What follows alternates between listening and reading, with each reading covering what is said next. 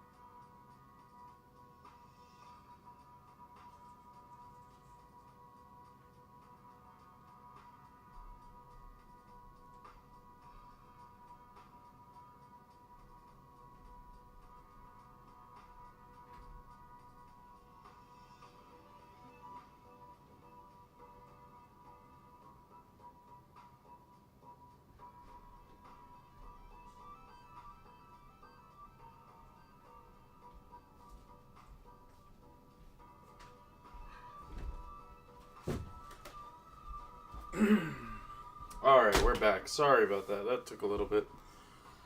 Oh, where'd my apple go? Just a sec.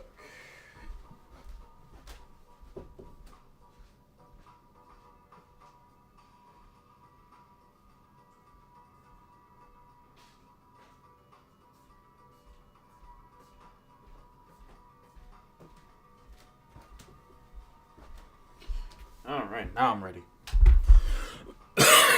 Excuse me. Goodness gracious, man. I'm fumbling the bag right now.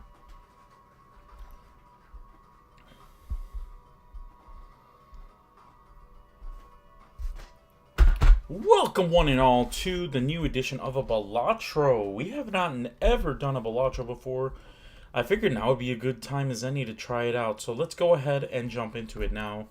This is a first time game for me on PC. I have played the mobile version of it, which is essentially the same game. So I have extensive knowledge of the game already.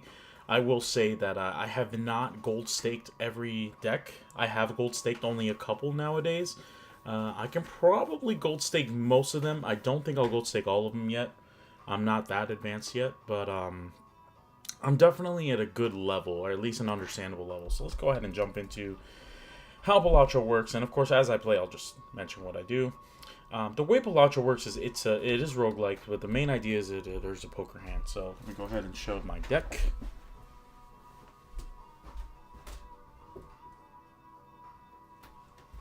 So as you can tell, my deck is a full 52 card deck, and the whole purpose of Balatro is to have as high as a scoring hand as you can. So if you come with a background of poker, you understand that pretty well, because we understand with poker there are different styles of ranks that you can fit together to form a hand. So, the lowest level you get a high card, and the highest level you get a straight flush. So all of the hands in between those two are in the game. The main thing that you'll notice in the game, though, is even though that's the main part of understanding the core aspect, the mechanics are slightly different. So your whole idea is getting a score, which does mean you want to get as high a scoring word as possible, but it doesn't necessarily mean it has to be straight flush at the end, because you're able to stack multipliers and chips into any hand, and you do it many different ways. There's I don't know, 5-6 different ways of doing it, even more. So you just have to pick your path to get those upgrades and upgrade your hands. Now, typically, you would skip the small blind, but today, and especially for the first one, and it does give you a reward, you will select the small blind. So that will make more sense later when I have a chance to skip, for example, because I haven't skipped anything yet. We're just going to play the hand. Now, I already realize I'm going to skip here, and I'm also going to turn up the settings, so when I play, the game speed is as fast as possible for. Play and discard is fine. I'll have to see discard play. Oh, actually, I don't remember that. And screen shake is pretty cool. I would probably keep it at 75. This is interesting. This is also interesting. And no reduced motions. I do like the motion. Stake stickers, I guess, is more so if you're looking to show the stakes. So graphics. Okay, that's about it. Alright, let's go ahead and jump into this then. Okay. So again, you're trying to hit the best poker hand. Now, poker hand in this case is a 5 card. So we want to hit our best 5 card. Now, there is an additional aspect, which is you don't have to necessarily play a hand here. For example, this hand kind of sucks for me. The best I can do is maybe a pair of 9s, and it would only count the 9s in scoring. So I'm going to show you what that looks like. I'll go ahead and press both. See how they both light up, and this is known as a pair. So when you score this, this would be the base score you'd get, and the add-ons would be adding chips based on their value. So in this case, they'd each get plus 9 chips, 18 chips, so 28 times 2. Your score would be 56 here. You have to score 300 within 4 hands. So notice here, this is the goal score, and this is the amount of hands you have to get that gold score. This other hand is related to the discard pile, which is what I was saying. Let's say you don't like this hand, I'm going to go ahead and discard. So discarding obviously gives you a higher chance of getting a better hand, but you have to know which cards you're discarding. For example, here, you might think I'm going for the pair, but an experienced Balatro player knows a couple things. One, a straight is worth more than a pair. And 2, um, it's actually 4 cards to a straight is closer than using a pair for a higher scoring thing. So I'm gonna go ahead. I'm gonna go ahead and risk it to get an either a 10 or maybe an ace. And if that's the case, I'll just eliminate the 9. And so this will help me, and then maybe I'll get a pair somewhere else either. So discards are free. That's the other good thing. That's why you want to discard, because they're free. For the most part, like especially when you just start out, it's free. Wow, talk about unlucky. I got 4 of a straight here, but I need 5 to consider it a straight. So what I could do, see, this is a little more tactical. I can go ahead and play this pair, and then hope for a double-ended 5 or 10. Now, the cool thing about this game also is, let's say I don't know how many cards I have left in the deck, which I don't. I don't think I saw any 10s yet, so I assume I still have 4 10s left. And I think I did discard one of the 5, so it would have been a straight here. So what you could check now on the deck, it'll tell you what cards you have left to play. So theoretically, I should have 4 10s left and maybe 3 5s left to play. 4 10s left, see, and then 3 5s left to play.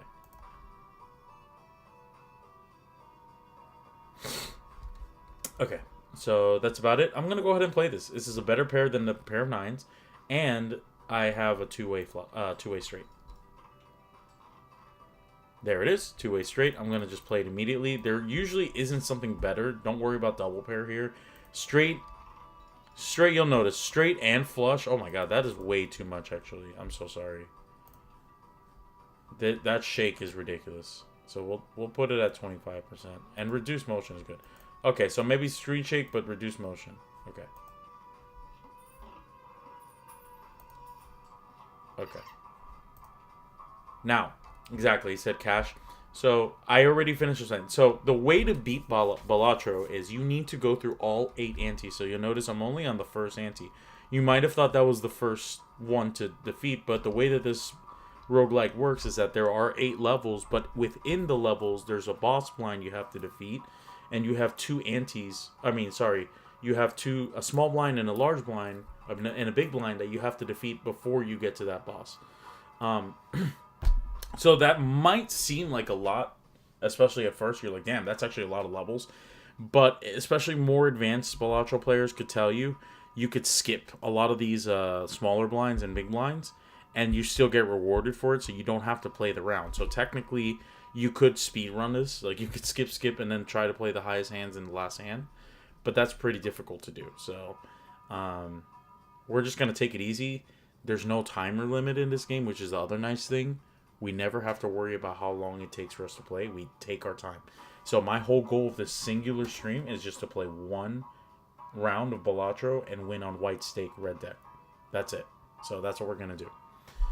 Okay. So we have the Molt cards and we have this Joker. Now, this is the very first Joker that you unlock. Jokers are basically the main way to gain the score in the game, because like we mentioned, the card strength is one of the things, like we see this, but the other thing is you can add on to these chips and Molt. So you'll notice there's 2 numbers. Let's talk about that. The blue numbers are the chips and the red numbers are the Molt. Now, as you can see, every hand typically has more chips and Molt. That's because the chips, if you imagine, they're just like the score of the hand, and the Molt is more of like the difficulty of getting it. So you'll notice a high card is a difficulty of 1, let's say. So you only get a Molt of 1. It's not really that great. And Molt is treated like multiplier, of course, like actually multiplication, timesing something. It's the same idea. So we're going to use that. But there are other things in the game that scale it faster. So you might think chips, for example, chips is going to be your smallest scaler. Like you can chip, probably, you notice like you can get chips quickly if you play good hands. But then the Molt is pretty bad. Like, generally, Molt is pretty low. For example, if you just play high card, there's no way you get anything from the Molt. If you play pair, you at least get a double Molt. So, at the very least, do not play high card. You always want to play pair over high card, like, or at least, like, 99 out of 100 times.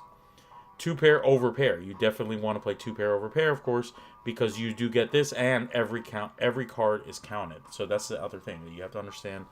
All the number of cards that you count are also kind of important. 2 pair, you count 4 cards. Pair, you only count 2 cards. So it doesn't matter what the other cards are in pair. You have to be careful with that. Same thing with 2 pair. Only one of the other cards can get discarded, and it's unscored. 3 of a kind. Now, you have to be careful, right? You have to just make sure it's 3 of a kind, and then 2 random other ones. Notice how the mult goes up. So 3 of kind is also very valuable to go for. And then you have straight, flush, full house, 4 of a kind, and straight flush. Like, I can stay here and tell you, but it's very clear to me that the 3 that you should probably go for the most are straight, flush, and full house.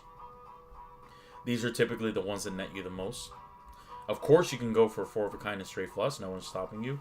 But typically, those hands are much rarer, so you have a less chance of getting those on average. So the better option in a lot of ways is just to go for the smaller hands.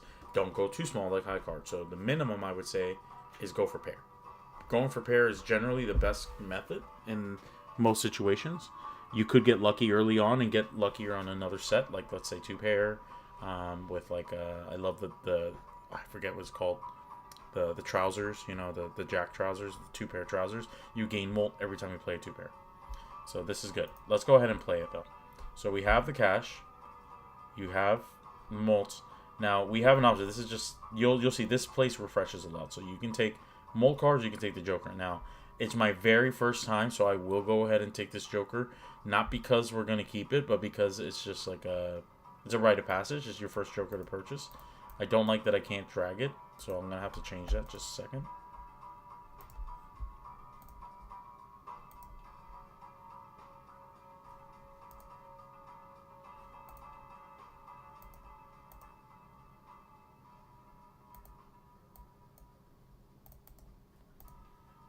Okay, that's pretty good. Play discard button position. Okay, not there yet. And what? Why can't I use? Do I really have to play like that? I'm sure it's not like this. It is. Oh, so I can't drag here. That kind of sucks. I like the dragging aspect, if I'm being completely honest. Damn. Okay, that's okay. So, okay, I'm gonna purchase the Joker. I'm also. Why is it $7? That's way more than what I play with. Maybe it's trying to teach me something. Let's go ahead and just bag this Empress, because I don't know why they're $7 the first time. I'm just gonna get these 2 things. Okay, you can see there. I'm not gonna go through it. The next blind is big blind. So we just played the small blind, the big blind, and then this is your boss. Once you defeat the boss, that's where you can go to the next ante. There's 8 antes total. Once you reach the end of the 8th ante, you defeat the 8th boss, you win the game. That's it. And so it's just a repeat. And it's very hard to beat, and it gets even harder when you include the stakes. So this is just the most vanilla version, which means using almost any good build, I'll be able to win. Okay, the Empress enhances 2 cards to mult cards, so let's go ahead and do it. See, now we have the skip blind. Now it's telling you, if you skip this blind, you're going to receive this reward. So it's almost like a compromise. You either use this blind and try to get the max reward, which is based on the number of hands you have left, right? And also the reward that you get. Or you skip the blind entirely, so you don't get the benefits of playing a round, but you get it $3. Now, again, at low levels, maybe that seems... It's one of those, like, IQ curve. At the lowest level, this seems like an amazing cheat, because you can just skip all the time and get to the last thing, which... And in a lot of ways, that is what happens. But most of the rewards aren't that great, so you typically don't get a lot of good rewards from skipping. The second thing you miss out on is the potential money you gain, because money is a huge deal in this game. So if you lose money, or you're not gaining money from playing these games... you will not have enough score to buy good stuff. So that's a big one.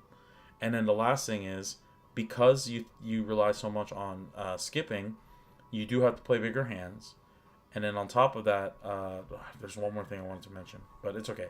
Let's continue. It's better in over... So the gist of it is, it's better to play the hand. It's almost always better to play the hand, because you do get a reward. But if you're going for something very specific, or the reward is too good to pass up, like the reward itself is better than the blind, then of course you take the reward. So that is the idea, but generally you do want to play hands for many reasons, but the main one is just to get better at the game too, so we're not skipping. Let's go. I know I jabble a lot, but I have to. Okay. So we didn't upgrade any hands, by the way. Every hand stays the same. This tells you the number of times you played it. So I played the pair once and the straight once, and that was enough to win. I could go for that again, but I'm actually going to go for 2 pair here for a couple reasons. One, it's going to show you... Oh, wait. Is 2 pair or 2? Oh, never mind. One, I'm going to play it though. One, it's going to show you that with just enough, a little bit of molt and a little bit of molt from the Empress, you can already win this hand in one. So I think this is enough. We'll put it. I'm going to upgrade these to Empress. Alright. I'm going to use it. And then this Joker, it'll stack at the end of the hand. So I'm going to play the 2-pair. And then it's going to score, and you're going to see what happens with the molts.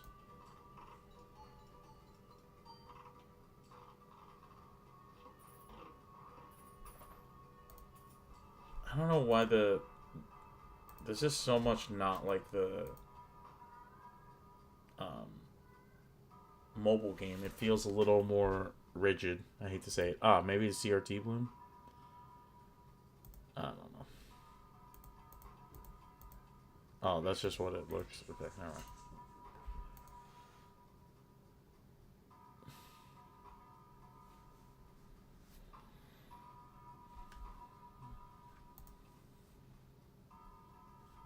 Yeah, I guess it's just style. It's okay. Okay, so we kind of got rewarded with the 2-pair, and I think I will go for 2-pair because, especially for this first idea, this is just to show that you can go for most metas and you'll be totally fine. So this is where the roguelite aspect comes in because we completed a round, and look how many options we have with $11. We can actually choose to just get this permanent one hand per round, which means it increases our hands from 4 to 5. That's kind of broken in early game. I'm not gonna lie to you, especially when we play like 2 pairs or pair. We'll easily get the antes, so that is good for long term. Short term, the best things are to open these packs generally, and then medium term. Well, actually, this is just like generally the 2 random things they give you. This is only good for flushes, so you'll also get these tarot cards. We've already seen a couple. Every tarot card has some like special deck fixing properties, which generally makes them pretty strong. The only reason why you wouldn't use them is if you're not going for a specific meta. So for in this case, this is exactly why I wouldn't use it, because you have 3 selected cards up to hearts. We're not going for flushes right now. We could spend the $3, but the $3 can be spent somewhere better. So typically I would skip this, using this right now. Let's go ahead and buy and use this because we were just talking about how 2-pair is so good. And I really like the idea of 2-pair. It's one of my favorite metas to go for anyway, so it's really fun. So those planet cards, what happens is you gain a permanent chip and molt boost. So going for planet cards is generally really good, and it's even better if you're going for a specific build like we are. So how I just said, we're going for the 2-pair build. Well, now every time I play a 2-pair, look, I get an extra plus molt and an extra amount of chips.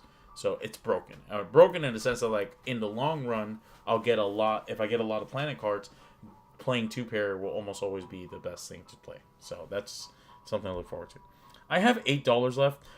We have to be careful. This is more nuanced. There's a $4 pack and a $6 pack. The $4 pack has less options, but you don't spend the $6 where you still only get to pick one. So you only get to pick one from either of them. This one just gives you more options. If I'm being honest, especially in low stakes, this is not as important. Getting the $4 ones are typically the most cost efficient. Okay. And again, you can go almost any direction here. We're not going to do spades because that's flush. Enhances 1 card to steel card is very enticing.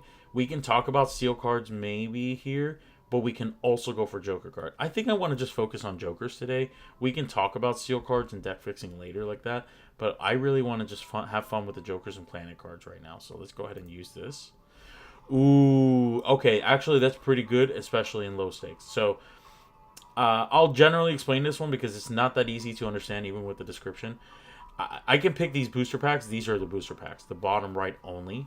Anytime I pick a booster packs and it gives you all those options, I can elect to skip it, which is not an option you would typically pick because you would always benefit from getting one.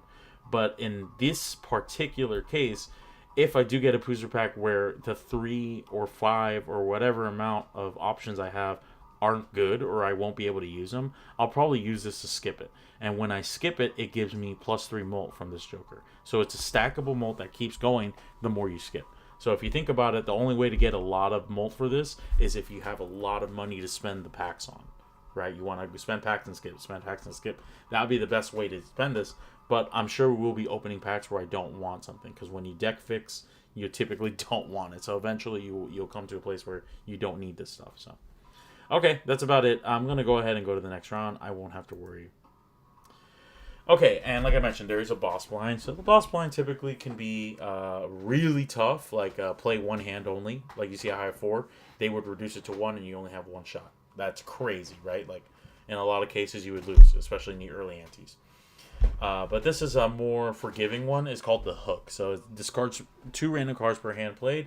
Anytime I play any hand, the remaining cards I had in my hand would have been discarded, two of them. So that's not too bad. Like I'm not like stressing about it, especially in the lower antes. Okay. It is kind of interesting that I have four hearts. So typically the way I play this game too is I look for pairs, and then I look for flush, and then I look for straight. And if I see like four that are close to it, I would go for it. Now here I have four hearts. I could go for the flush, but remember, guys, and my brother taught me this when he was first teaching me this: stick to the plan and don't let the noise distract you, kind of thing. Right? It's like you're already in this deep. There's no reason to change course. Now, the only reason you truly want to change course is if there's a molt that's better in another respect. Like you get obviously better score going this other way. But just for one hand, it's not worth it in a lot of cases. So just go for what you know is right, and you'll be rewarded. For example, here, yeah, I'm looking for a jack because the other jack was a molt that would easily send me over. So I'm going to go ahead and discard this. You can discard up to 5 at a time. So I'm going to go ahead and discard these 5 and hope that I either hit a 4 or a jack. There's a jack. That's it. And I play 2 pair, and this is easy money because I already have an insane... That's not fun. It doesn't do the thing. It's so robotic. It really is, like, not that cool. Maybe not reducing it. I guess we'll see that. Okay, we'll see. Yeah, I'll turn off reduce motions, but I'll also... Because I do want motion. I like the motion aspect of it. But the screen shake may do like 35. Okay.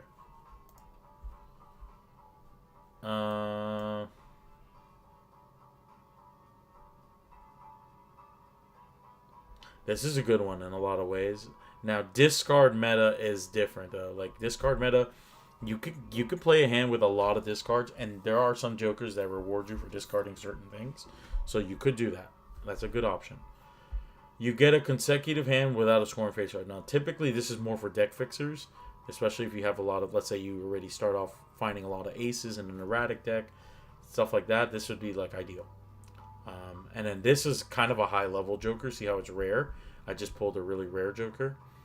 The reason why it's rare is because this is one of the few molt jokers that exist. So when we talk about molt, I'm talking regular molt, but then there's multiplicative molt, right? So where we talk about like this is molt, this is 8 molt.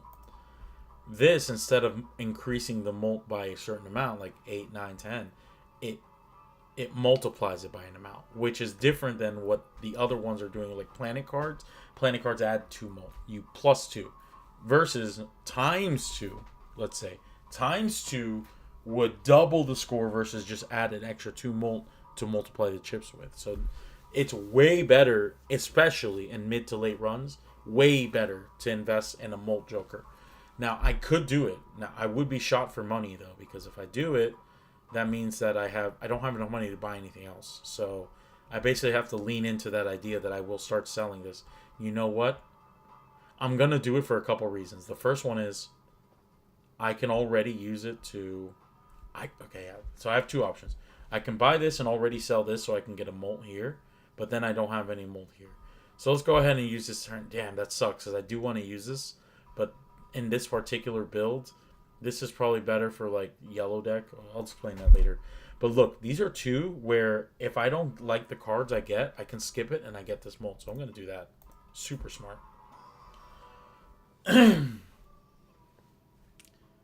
Okay, so I'll explain some of these properties while we get them. So this gold one is really nice. This is a money-based one. And again, money is like pretty much like 30 to 40% of the main game. You need to keep a good economy is what they call it. So this would be good for your economy. Basically, every time it's in your hand at the end of the round, you gain $3. And there are jokers that re-trigger the hand, so you might get $6. from a re-trigger Joker just for having the hand card in your hand. You don't have to play it; you just have it in your hand. So there are certain Jokers like this that are very good for that. But the Joker I'm gonna play because I'm a mult guy. I'm a scoring guy rather. Ace of Spades, obviously, one of my favorite cards of all time, of course. And extra chips. This is a bonus card. You can tell because of the blue stripes. This bonus card gives you 30 extra chips. So I'm not gonna skip that one because I did have a good card selection. So maybe I'll skip this one just to give a molt here. Let's see how bad my luck is though. All three of these are amazing. I'm not gonna lie to you. The king is very strong because not only is it... This actually has two properties, not just one. You see the gold seal. The gold seal is easy to explain. Similar to how it was a gold card, instead, this seal gives you money if you play it, which in a way is not as good, but it's still really good because you still have power. And then the back is the glass. You see how it says glass card and how it has a ×2 molt. So we did talk about the molt. I was hoping not for a molt card because then I would skip easily, but now I'm thinking about it. This is a re-trigger card, which is also very good for certain deck builds. Basically, the re-trigger, the red seal is very, very good in this game. It means that it doubles. It basically doubles the value, and essentially it'll just do the effect again. So for this card, it's not that good, but let's say for a glass card, it would literally re-trigger the glass. So instead of a ×2, it'd be a ×4. It's super strong in a lot of builds.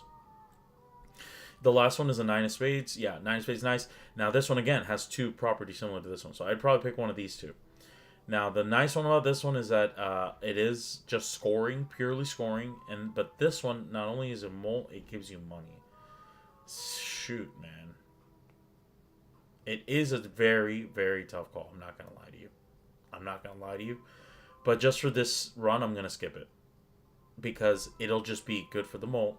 And I'd rather get +3 molt in my overall economy, in my overall game, than a potential to play this. So, I've made my decision.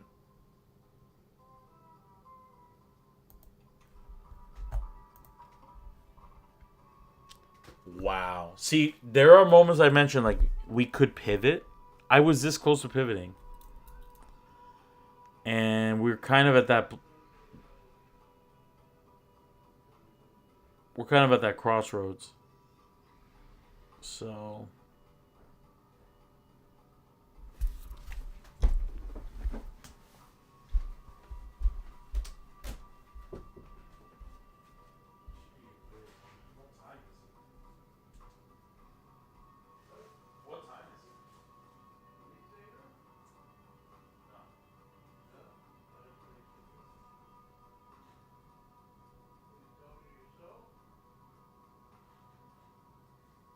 What do you mean?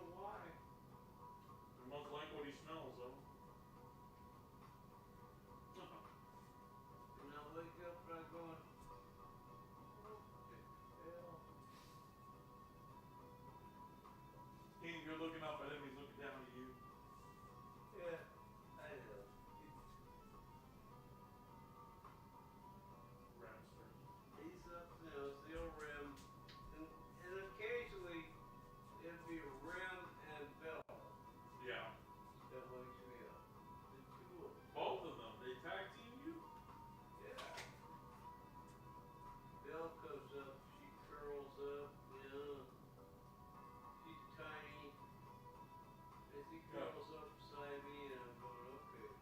I'm not getting up yet. She's a sweetheart. Yeah, she is. She's a real sweetheart, like you said. Well, I'm gonna go to bed.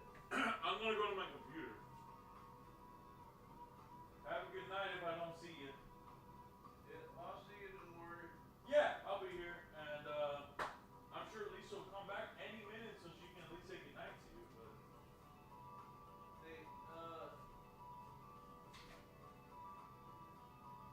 we need some money to get work for gas.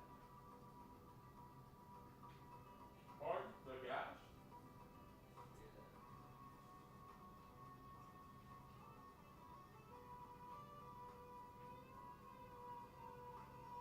Just $50 for gas. What is the gas for? She takes me everywhere. There you go. Thank you. I'll let her know. I'll let her know. Yeah. She takes me everywhere, so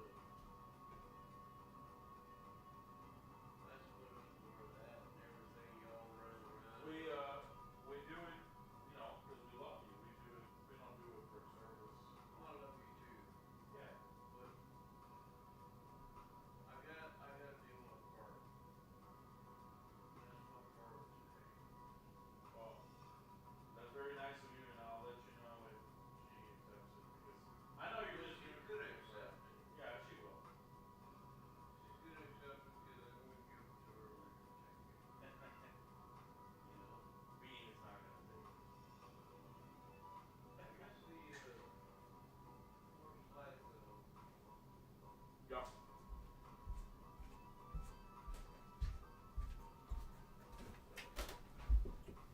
Yeah. Good night.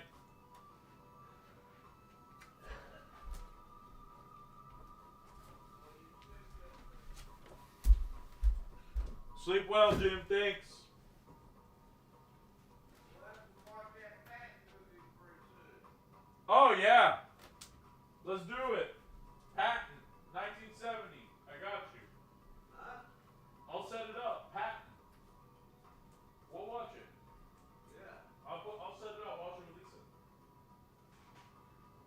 Yeah, I don't know when would be a good night. Could be tomorrow. Could be Wednesday. Yeah. We'll figure it We'll out. figure it out. Bye.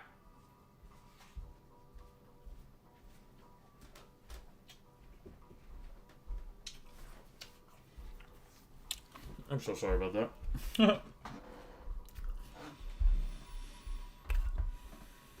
Uh-huh.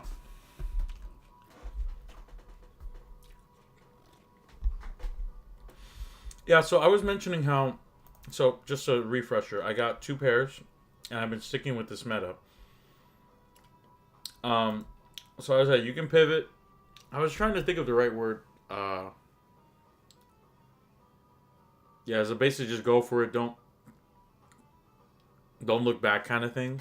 And I think in this case, I would not skip it. I'm gonna just go ahead and select it, like I said. Now, if I did build a flush blind, I would absolutely take this 10 times out of 11. But in this particular case, I'm just gonna stick with the two pair meta. Oh. Okay, there's a couple things here. The first thing I see is that there's a straight. Now, just because I'm going for two pair meta doesn't mean I can't play a good hand. Because I have four hands to do it. If we can do it in one, we can at least get a decent hand here. And this acts as a discard, which in a way is better here because I do get the 4 stay, and then I do have an extra ace. So this has a very good chance of doing two pair after. Yes, I lose $1 potentially, but this might be enough even. I might get in one hand with this. Excuse me, that was very close. Okay, and then the two pair meta is right here. So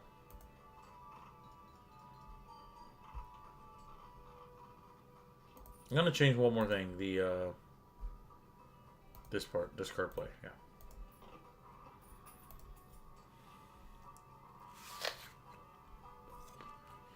All right. We are in a precarious situation because I have $9 and I either can spend it on two potential skips slash good card fixing, or I go for the straight and do one of these, one of each. I think I like the straight, so there's a couple reasons why the straight is good. It's not amazing, right? It's not like the best thing you've ever seen. But if we're going for straights, this is a great option. So I guess we're not going for straights, actually. Let's go ahead and see if any of these are skippable.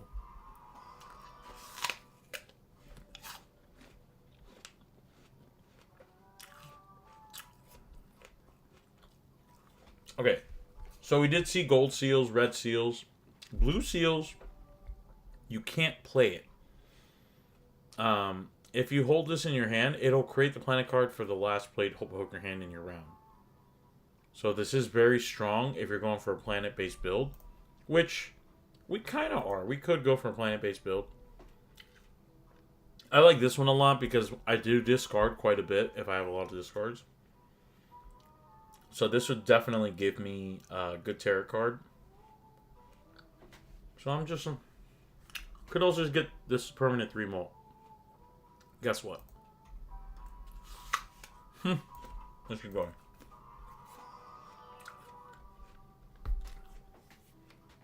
This one's slightly more interesting. You do get the 10 mult. Now, in a lot of ways, keeping this 10 mult is going to be helpful. But you have to play this card, which in a lot of ways restricts your options for when it's actually useful. Like in this particular case, I'm more averse to getting a ace of clubs or 7 of spades. Now the 7 of spades, you see this like kind of like smeared looking vibe. That makes it a wild card. And it's exactly what it sounds like. Wild card implies that it can be used as any suit. So even though it shows 7 of spades, it's used as any suit. And then the ace of clubs is also pretty good because we do have 5 aces. See how everything else is 4. So we could go for a 6 ace kind of thing and maybe pivot. But I do like the idea of getting a skip.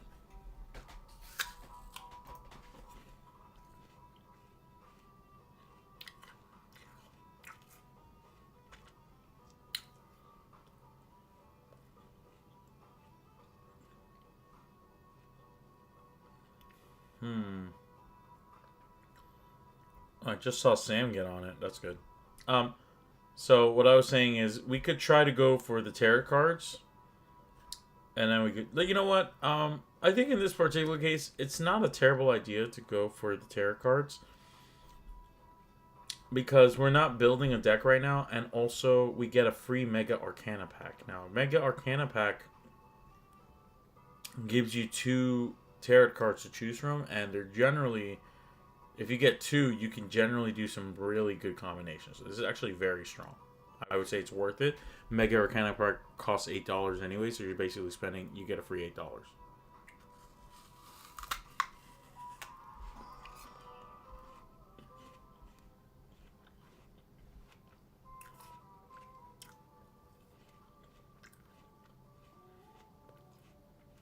Okay. Hermit doesn't work here because this is a money-based one. I typically pick Hermit if I have a lot of money because it doubles your money, max is 20. Stone card is typically not a great one unless you're playing pair or 2 pair. So actually, this would be a good case of possibly going for that. This is typically better for straights because you're fixing for specific values. So if you're playing straight meta, this is the one to take. And then I do like this one the most. Hierophant, you get 2 bonus cards, which is also really good. But the 2 planet cards is too hard to pass up because 2 random planet cards is potentially worth up to like $6 or $8 if you think about it. So like, this is good coming from a tarot pack because I can pick just this one and I get another one.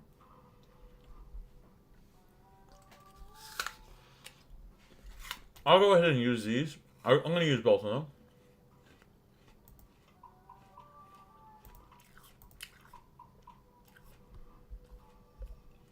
I probably should hold that until then, but it's okay. And I think we could deck fix for a certain value, but I like the idea of the stone card more, so I'm gonna do the stone card meta. This is good for 2-pair, thinking about it.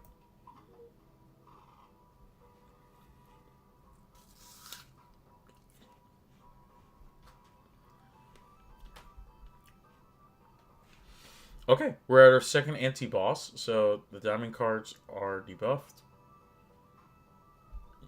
Let's see something real quick.